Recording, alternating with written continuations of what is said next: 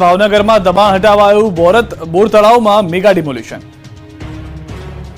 માર્ગો પહોળા કરવા ભાવનગર શહેરમાં મેગા ડિમોલિશન હાથ ધરાયું। બોર તળાવ વિસ્તારમાં ધોબી સોસાયટીથી બેંક કોલોની તરફ જવાના રસ્તા પર ડિમોલિશન કરાયું, જેમાં રસ્તામાં નડતરરૂપ દબાણો દૂર કરવામાં આવી રહ્યા છે। આ દબાણમાં 4 મંદિર અને એક મસ્જિદનો પણ સમાવેશ થયો છે, જેથી તેને પણ હટાવવાની કામગીરી કરાઈ।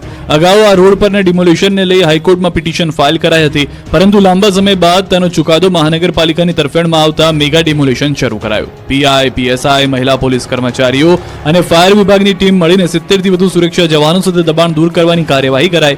ભાવનગર મહાનગરપાલિકાની ટીમ 18 મીટરના રોડ પર ડિમોલિશન હાથ ધરીને રોડ ખુલ્લો કરશે। ભાવનગરમાં બાળકીઓની મોતની ડૂબકી, 5 બાળકીઓ ડૂબી, 4ના મોત। ભાવનગરના 4 બાળકો માટે મંગળવાર અમંગળ સાબિત થયો। એક સાથે 4 બાળકીઓને ડૂબી જવાથી મોત નિપજતા પરિવાર પર આપ ફાટ્યું। ભાવનગર શહેર ખાતે આવેલા બોર તળાવ વિસ્તારમાં 3 સગી બહેનો સહિત 5 જેટલી સગીર બાળકીઓ પાણીમાં ડૂબી ગઈ હતી। ડૂબવાની આ ઘટનામાં 2 સગી બહેન સહિત કુલ 4 જેટલી સગીર બાળાઓના મોત થતા ચકચાર મચી ગઈ। એક સગીરાનો ચમત્કારિક બચાવ થયો। 5 બહેનપણીઓ બોર તળાવમાં કપડાં ધોવા ગઈ હતી, જ્યાં ડૂબી જવાથી 4ના મોત નિપજ્યા। બપોરના 12:30 વાગ્યાની અરસામાં મૃત્યુ નિપજ્યા હોવાની ઘટના સામે આવતા કરુણ માહોલ સર્જાયો। આ ઘટના બાદ તાત્કાલિક અસરથી ફાયર વિભાગનો સ્ટાફ ઘટના સ્થળે દોડી ગયો। સ્થાનિક તરવૈયા અને ફાયર વિભાગ દ્વારા બોર તળાવના પાણીમાં ડૂબેલી 5 યુવતીઓને બહાર કાઢવામાં આવી, જેમાંથી એકનો બચાવ થયો। શું કડી તાલુકામાં દારૂની રેલમછેલ છે? ખુદ ભાજપના ધારાસભ્ય કરશન સોલંકી પરેશાન। દાસની હું તો બધી જગ્યાએ ફરું છું ને બધી જગ્યાએ પીઆઈ અને એસપી સાહેબને મને રજૂઆત કરી છે કે દારૂની ભઠ્ઠીઓ ચાલતી હોય, દારૂ વેચાતા હોય, તમામ બંધ કરો। રાજ્યમાં દારૂબંધીના લીરે લીરા ઉડાડતા હોવાના ખુદ ભાજપના ધારાસભ્યએ આરોપ લગાવ્યા। મહેસાણામાં દારૂબંધીનો અમલ કરાવવા ખુદ ભાજપના ધારાસભ્ય પોલીસ સ્ટેશન પહોંચ્યા। કડીના ધારાસભ્ય કરશન સોલંકીએ નંદાસન પોલીસ સ્ટેશને જઈને પોતાના વિસ્તારમાં દારૂબંધી કરવા રજૂઆત કરી। સાથે જ કડી વિસ્તારમાં દારૂનું દૂષણ વધી રહ્યું હોવાનું નિવેદન આપ્યું। એમએલએ કરશન સોલંકીએ કહ્યું કે તેમણે મુખ્યમંત્રી અને એસપી સાહેબને રજૂઆત કરી છે। ધારાસભ્યએ પોલીસને અપીલ કરી કે વિસ્તારમાં દારૂની ભઠ્ઠીઓ ચાલતી હોય, દારૂ વેચાતો હોય તો બંધ કરો। બધી જગ્યાએ આખા મારી વિધાનસભામાં ચાલતા હોય દારૂ બધા બંધ કરાવો, એ રીતે રજૂઆત કરી છે। કોળી ઠાકોર સમાજ સામે ટિપ્પણી કરનારા કથાકાર રાજુ બાપુ સામે રોષ યથાવત। 5 વર્ષ સુધી કથા નહીં કરવાની સમાજની માંગ। એ બધાય ગુનો સ્વીકાર્યો છે, બસ એટલી જ પ્રાર્થના છે કે મને સમાજ માફ કરે। જેટલી વાર કે એટલી વાર હું માફી માંગવા તૈયાર છું। ધ્રુસકે રડીને 2 હાથ જોડીને માફી માંગતા રાજુગીરી બાપુ। કોળી ઠાકોર સમાજ માટે ટિપ્પણી કર્યા બાદ આ કથાકારે ભૂલ સ્વીકારી અને હાથ જોડીને સમાજની માફી માંગી। સમાજ અંગે ટિપ્પણી બાદ અમરેલીના સાવરકુંડલાના નંદીગ્રામ સોસાયટીમાં રાજુગીરી બાપુના નિવાસસ્થાને કોળી ઠાકોર સમાજના આગેવાનો પહોંચ્યા અને ભારે સૂત્રોચ્ચાર કર્યા હતા, જ્યાં કથાકાર રાજુગીરી બાપુ રડતા રડતા કોળી ઠાકોર સમાજ પાસે માફી માંગતા જોવા મળ્યા। મહત્વનું છે કે નાના સિમરધામમાં ચાલતી શિવકથામાં કથાકાર રાજુ બાપુએ પ્રેમ લગ્નના ઉદાહરણ આપતા સમાજ અંગે આ ટિપ્પણી કરી હતી, જે અંગે કથાકાર સામે નવા બંદર પોલીસ સ્ટેશનમાં ફરિયાદ થઈ હતી। ફરિયાદ બાદ તેઓએ બીજી વાર માફી માંગી। જો કે બાપુની માફી છતાં કોળી સમાજમાં રોષ યથાવત છે અને સ્ટેજ પર બાપુનું સન્માન નહીં કરવાની ચીમકી ઉચ્ચારી।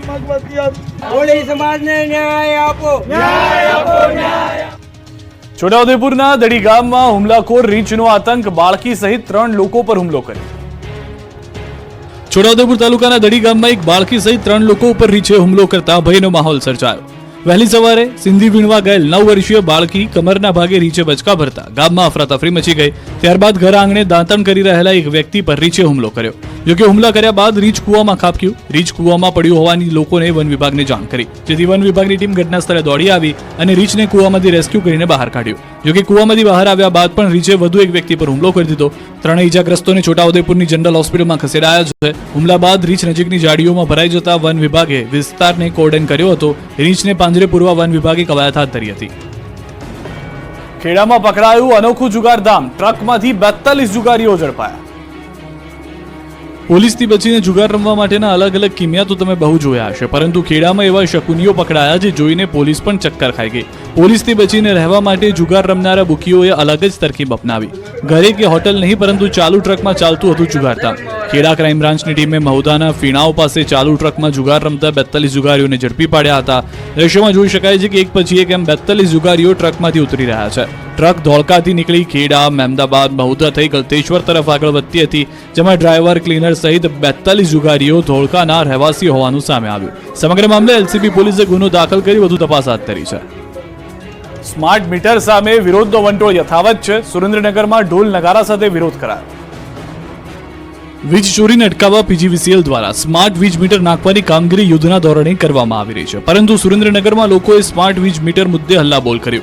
અંદાજે 250 જેટલા પરિવારના લોકોએ ઢોલ નગારા સાથે વીજ મીટરનો વિરોધ કર્યો. સ્માર્ટ વીજ મીટર નાખવાની કામગીરી સામે રોષે ભરાયેલા સ્થાનિકોએ પીજીવીસીએલ કચેરીમાં દોડી ગયા હતા.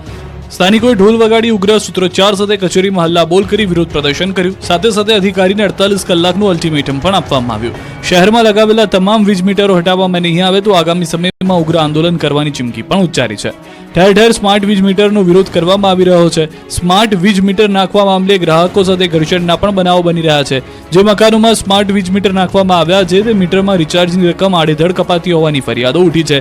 લોકોએ હલ્લાબોલ કરી ચીમકી આપી છે કે જ્યાં પણ સ્માર્ટ વીજ મીટર નાખ્યા છે તે 48 કલાકમાં દૂર કરવામાં આવે.